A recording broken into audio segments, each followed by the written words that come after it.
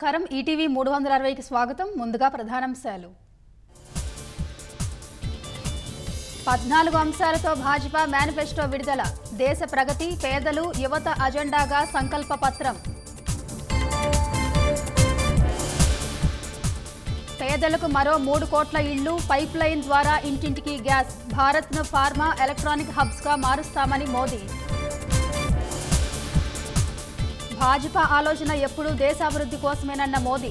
అవినీతి పరులు ఎంతటి వారైనా జైలుకు పంపిస్తామని వెల్లడి. జగన్పై దాడి ఘటన వివరాలు కోరిన ఎన్నికల సంఘం. భద్రతా వైఫల్యంపై బెజవాడ సిపి సహా మరికొందరిపై చర్యలకు అవకాశం. ఎన్నికల ముందు డ్రామాలు వైకాపాకు అలవాటేనన్న తెలుగుదేశం. రాళ్లు వారే వేసుకుని తమపై బురద జల్లుతున్నారని ఆగ్రహం. ఉద్యోగాలివ్వకుండా యువతను జగన్ మోసగించారన్న షర్మిల. నయవంచకులకు ఓట్లు వేయొద్దని పిలుపు. ఎన్నికల వేళ ప్రచారాలతో ఊరు వాడా కోలాహలం. సింహాచలంలో జనసేన, భాజపా అభ్యర్థుల బైక్ ర్యాలీ.